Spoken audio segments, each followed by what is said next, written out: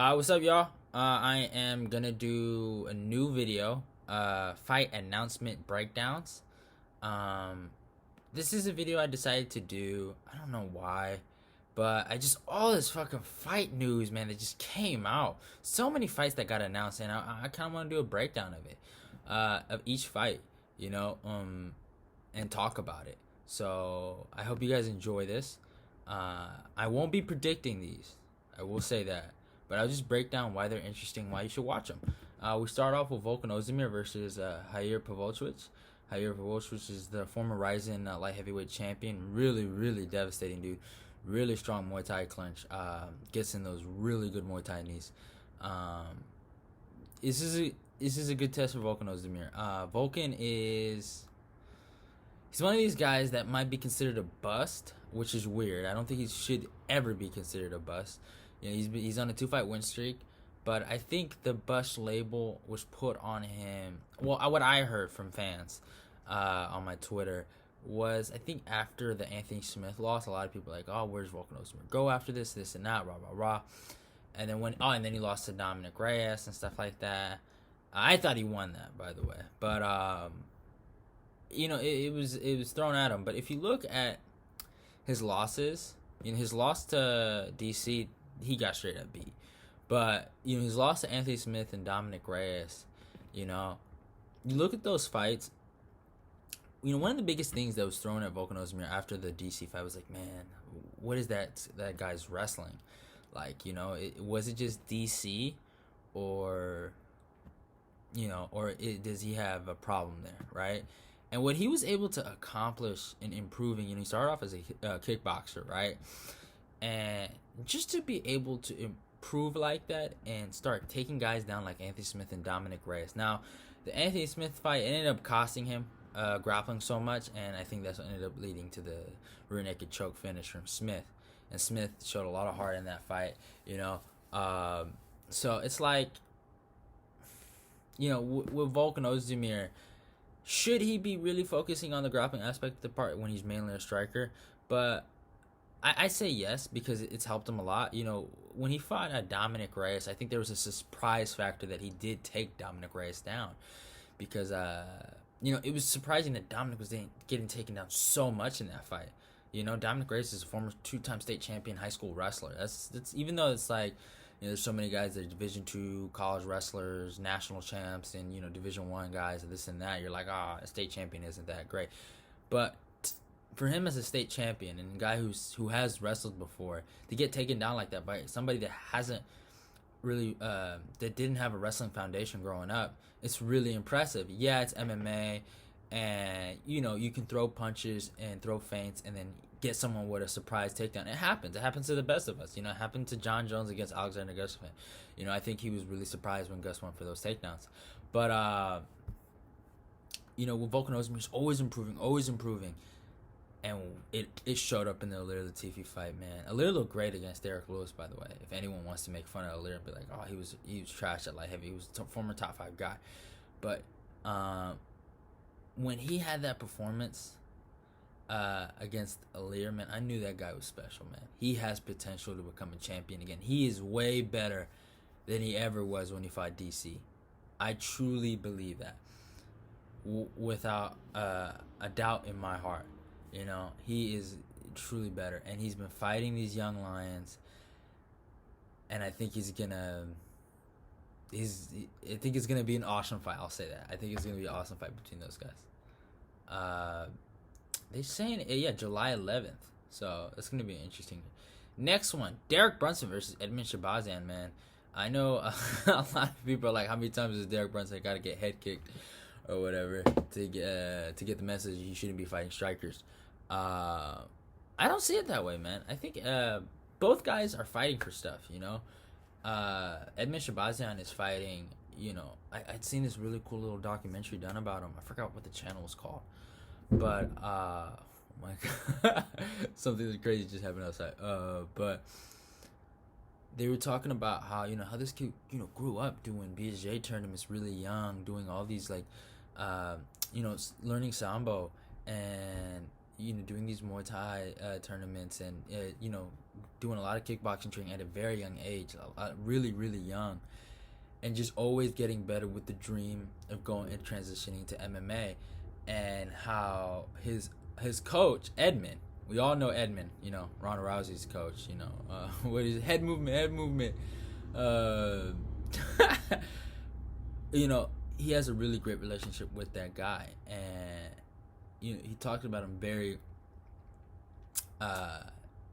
positively. He talks about him very positively, and there's certain situations in MMA where certain coaches, they get a lot of flack, and he got a lot of flack for Ronda and Travis Brown.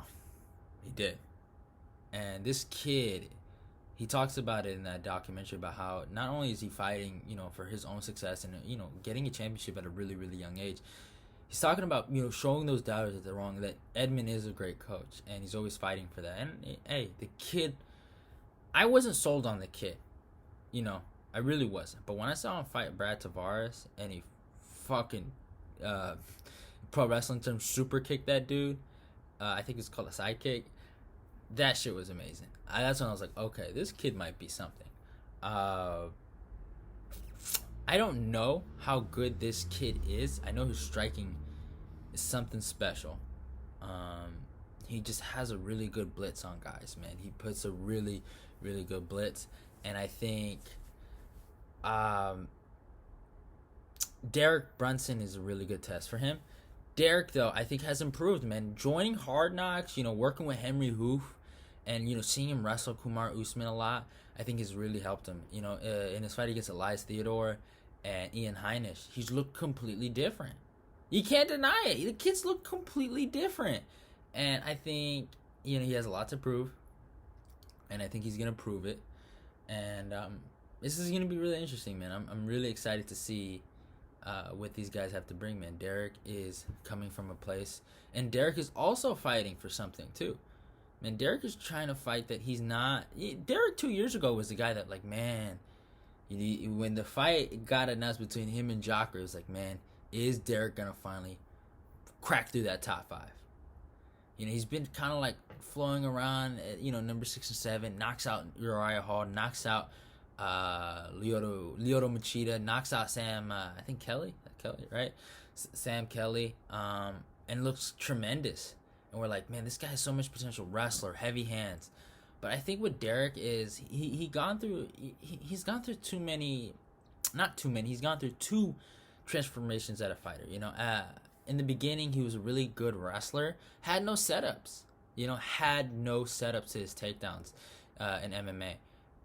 And eventually, he kind of left that style and figured out, man, he got some fucking bricks on his hands, man. That boy got hard hands. Got some heavy hands. And he became a brawler. He really became a brawler and started knocking people out. He's so awkward the way he knocked out Lyoto Machida and just surprises people. But then he loses to Jacare Souza, right, the second time.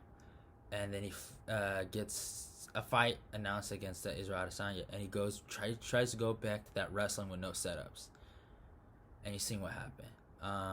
Izzy used his movement, his footwork, and a lot of great sprawls. A lot of great takedown defense, and was able to pick them apart. But for Derek, I think with him, I maybe he fought some lower level competition, and maybe he might just stick to being a number 6 guy. But that's the exact kind of mentality Derek is trying to fight against. He doesn't want people to think he's going to be stuck at number 6. He wants to be a number 1 contender. He wants to be in the top 5 one day. Right? So he needs to show the world that he can beat guys like this. Guys like Israel Adesanya, guys in the top 5. So, and I honestly do believe when he fought Ian Heinisch and Elias Theodore, he really improved. He started, setting up his takedowns. So this is an interesting fight. They both have a lot to fight for. And this is one of these fights you guys, honestly, something you guys should check out. Another fight. Oh, Holly Holm and Irene Aldana. That's going to be fireworks. Oh, my God. I don't know what kind of Holly Holm's going to show up. But if Holly boxes this girl and she boxes, but this is going to be fireworks. This is a good fight. Now, I mean, Aldana. I think the smart move probably for Holly is to wrestle and do a lot of clinch work against this girl, but Holly can box, man. Holly can box. But I do implore you guys to go check Holly's last few fights in boxing, and you'll get when I make my prediction, right, on how this fight ends up going. You'll see why I went the way I went, and I implore you guys to check those out. But this is a great fucking fight, man. This is a great fight. Mickey Gall versus Mike Perry, bro. This is fun, bro. This is a fucking fun fight. These are one of these. I swear to God, Mike. I swear to fucking God. You better not. Yo, if you really bring your girlfriend out, I'm turning off the TV, man. I love Diego Sanchez. I could not watch that Pierre fight. Michael, is it Michael Pierre? Michelle, I forget his first name, but I was disgusted, man, because I know that's not Diego Sanchez. I know that's not Diego Sanchez. That's not him, man. The guy that beat, I think, Alex Craig and Mickey Gall, that guy just did not show up. Somebody, I don't know, man. Fucking Jackson Week, take care of your boy on some real shit. What's his name? I forgot those coaches' name, but they need to get their boy back because he's fucking lost. But back to this fight, Mickey Gall versus Mike Perry. It's a fun fucking fight, man. Mickey's coming off a win, I think. I forgot who he beat, but Mickey's one of these cats. Is like, I don't know, man. I don't want you improving and going through growing pains in the UFC. This is not the place where you want to learn from your losses. You know what I'm saying? Like, man, it's hard. You gotta be tough as nails, man. So I don't know if he's that, but we're gonna figure out if he's tough as nails going up against Mike. And Mike has had some rough losses. The one against Jeff O'Neal, Cerrone, a lot of fights that I thought Cerrone when I went with Cerrone, but Jeff O'Neal, I really believed he was gonna beat Jeff O'Neal, man. That one I was kind of a little perturbed by that he wasn't able to get that one done. But I thought he won the Vicente Luque fight, but I understand why the judges gave it to Vicente.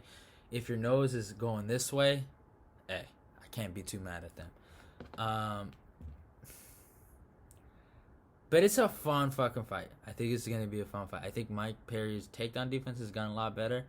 So, and Mickey's conditioning looked a lot better in his last fight. I'll say that. Now these are the fights, man. The title fights, man. Gilbert Burns versus Kamaru Usman. I really had a lot of belief that we were gonna end up seeing Usman versus Jorge. I was like, man, I heard all this shit. I was like, man, this is insanity. I don't care. I don't care that Gilbert beat Tyron Woodley. I don't care. It has to be Jorge. But it makes sense. It does. He beat the number one contender, Tyron Woodley, the former champion, the second greatest welterweight of all, champion of all time, and beat Damian Maia, former top 5 guy, number one contender, 2 divisions. So it's like he beat some good guys. Gunnar Nelson's no fucking no goddamn joke. So I understand why they made the fight. I know what Gilbert is. He was I don't know if I call him a dark horse at lightweight. He was one of these guys that was he was fighting undercard fights, and he was one of these guys that they could not crack the top 10. He was just stuck at the lower 15, and I seen him get destroyed by Dan Hooker, man. But this fight is interesting for one reason. They're teammates. They both train at Hard Knocks. I think they used to train at Black Zillions together. I think Gilbert was there even for that. So I don't know how they're gonna do this. We've seen situations like this: Robbie Lawler, Tyron Woodley, Chuck Liddell, Tito Ortiz. All these situations where teammates end up fighting each other, right? And there's some teammates that don't want to fight each other. Cody Garbrandt and T.J. Dillashaw. Man, Cody was the man. My guy. And TJ, he was good, but I was like, Cody looked way better than him. And sometimes, and TJ's good. He's one of the greatest bantamweight champions of all time. But like, something about your teammates, they know you. You know, they just know you. Even if one of the guys isn't that good as you in terms of fighting other people, they know you because, you know, they've been in there with you. They know what you're gonna bring. Now it's obviously gonna be different from sparring, right? They're not gonna have like 16-ounce gloves. You know, they're gonna have fucking 4-ounce gloves, right? I think what's really surprising about this fight, and why this is to me a pick'em fight. This is a pick'em fight. This is not all the way Usman. This is not all the way Gil. This isn't. I'm in the middle. I don't know who's gonna win this, because when somebody is so sure of themselves, and they call you out, like Chuck Liddell and Tito Ortiz. Chuck said in sparring, I beat this guy. He said he beat Tito, and he called him out. He said, I want to fight you, and Tito ended up fighting him. And we saw what happened both times. It's an interesting fight. Gilbert has great jiu-jitsu. I think this is going to be a stand-up affair. I don't know, man. Usman can't fucking wrestle, man. Usman can wrestle, bro. I think Usman's he's one of the best MMA wrestlers. He didn't show it against Colby Covington, but if you look at the Tyron Woodley fight, you look at the Dos Anjos. Well, the way he did Dos Anjos is crazy.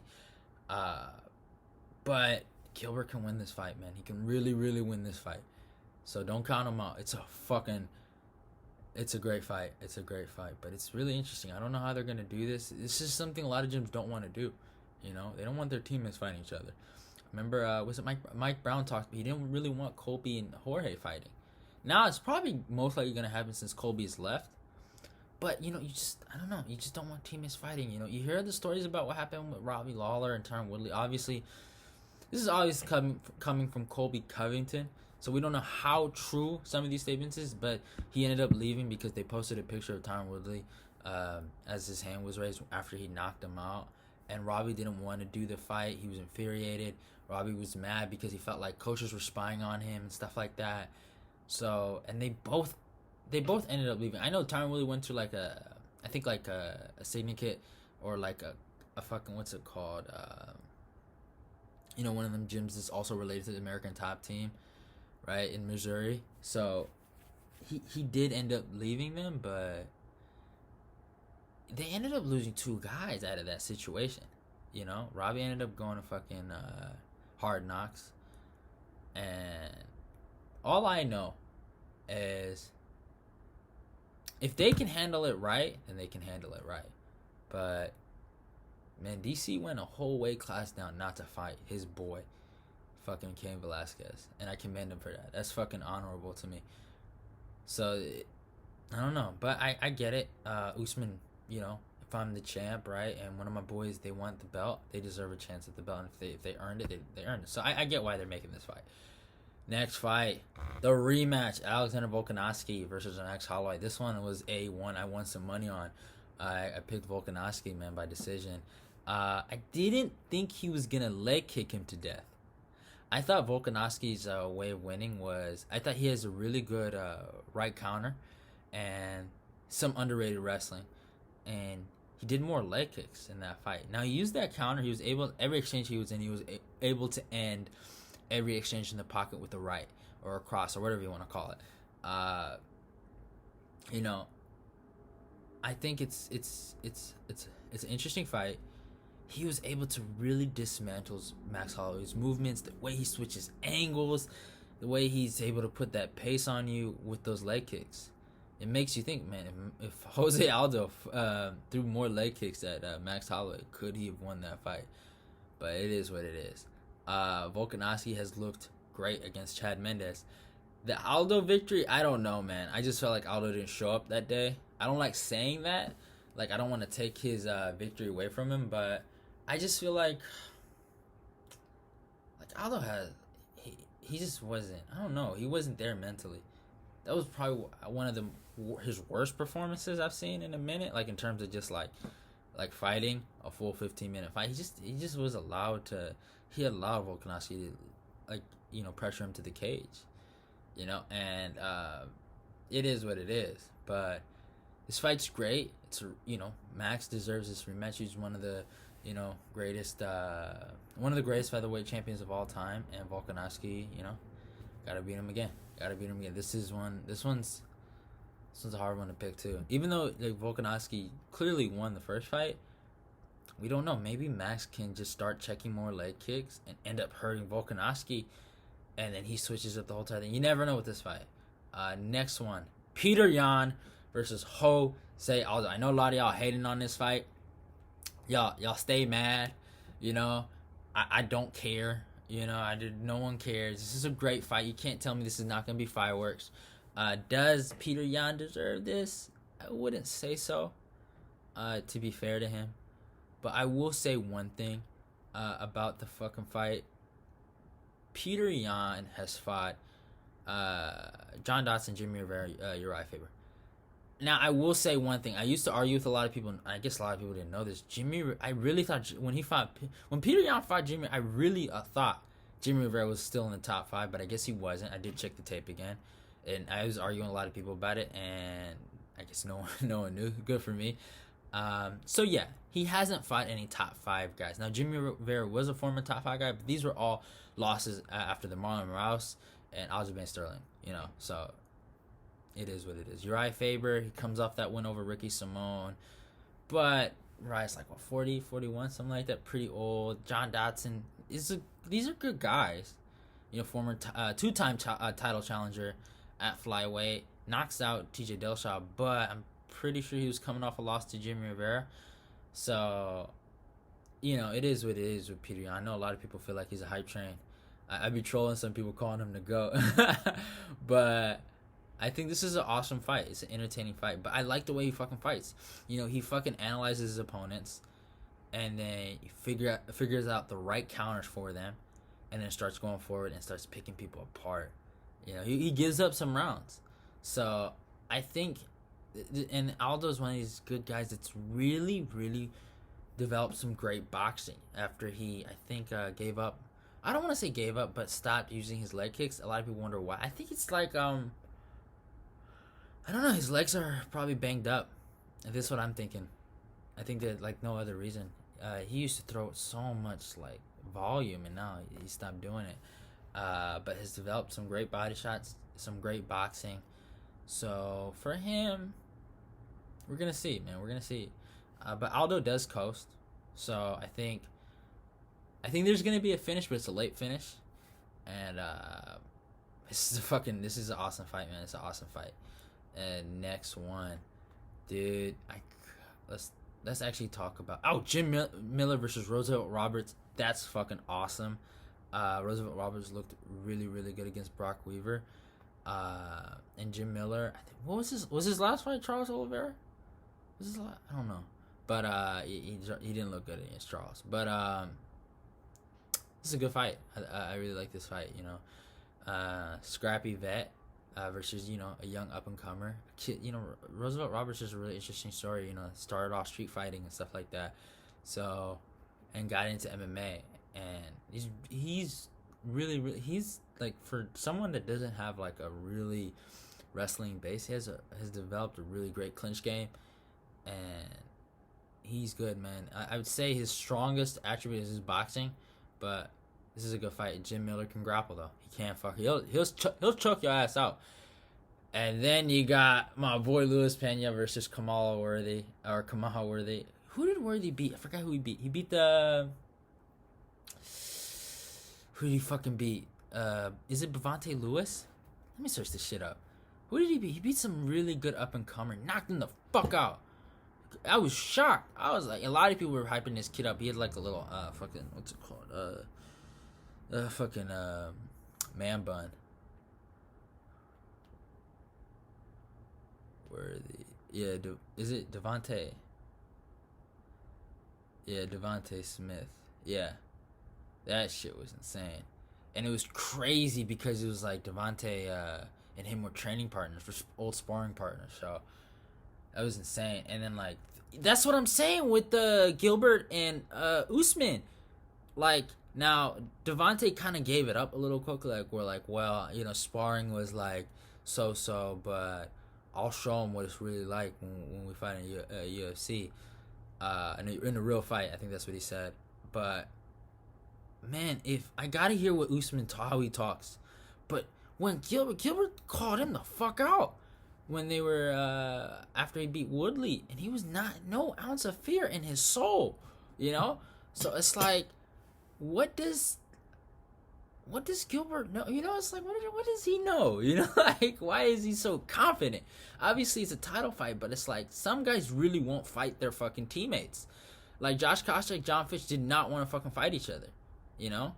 So, it is what it is. But, the last fight announcement, the biggest of them all, my boy DC, going up against the greatest heavyweight champion of the world and of all time, Stipe Miocic, in the trilogy. This is gonna be fucking awesome. Man, you know, they're one apiece. DC knocked him out the first time, and Stipe came from the now obviously I've went with DC in both fights. I'm telling you, you know, when you're from San Jose, man, you gotta go with your boys. You gotta go with the AKA boys, man. I'm gonna be super biased towards AKA guys and Hard Knocks guys. Hard Knocks is a great gym. But I just think, man, this is an awesome fight. But what Stipe did in that second fight, I gained so much. I was kind of like, I don't know, people were calling him to go, but I was like, man, he almost lost to Alistair Overeem. You know, he got knocked out by DC. This is at the time, and he wasn't fighting. And I was like, man, what is wrong with this guy? He's not selling. Lost to Stefan Struve. You know, there's this famous line. It's like, DC was like, I'm not gonna lose to a guy that lost to Stefan Struve. Like, I promise you that. Well, he ended up doing that. But the way he fought in that fourth round against DC, and just came back from so much adversity. Now, obviously, I know everyone brings up the eye pokes with DC, and I don't want to talk about that. But, and you know, have I talked about John Jones doing it? Yeah, I have. I ain't gonna lie. I won't be totally biased, but DC's my boy. So it's like, I thought it was a great fight. I thought DC won the first 3 rounds, and the way Stipe came back, nothing but respect. Like, that's the heart of a champion right there. He has the heart of a freaking champion. So, man, that's my fight announcements breakdown. I think it's gonna be interesting. You know, we saw 2 knockouts. So does this go to decision? Does it go submission? You know, if you're on the app Verdict, follow me on Verdict. I do some stuff there. But yeah, man, this is kind of me like breaking down the fights. You know, and guys, man, DC versus, man, the summer's finna be lit, guys. The summer's finna be lit, man. So I hope you guys enjoy this. Actually, let me talk about something.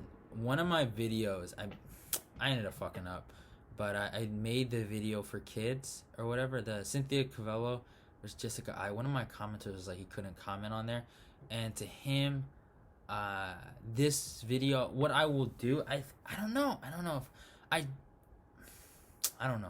what I'll do is I'll have most of my predictions be for kids, but these videos, the announcements, the recaps, you can comment, you can say whatever the fuck you want, you know. You could say, oh, your do-rag is trash or whatever. You could say whatever you want on these videos. That one, I think I'm gonna have my predictions be for kids. I don't know, but yeah, it is what it is. But I hope you guys enjoy this. Like, comment, subscribe. I love talking to you guys. Follow me on Twitter. Come on, guys. I know you guys have to eventually follow me on Twitter. But yeah, I think you guys are gonna really enjoy this video. I'm super bored, and there's nothing. You know, this Corona shit finna be over. So, you know, I'm gonna get back to the gym and stuff like that. But you know, in situations like, I know some people might not be familiar, but I think Soul Illuminati said something. He's a YouTuber. He said like he gave some really good motivation, man. You know, what are you gonna do? You're gonna complain and sit in your fucking TV, or sit in your house and watch TV or whatever, or you're gonna make fucking content, you know, and do something. So it's like, I decided to do something, and I hope you guys enjoy it. And yeah, all right, see y'all.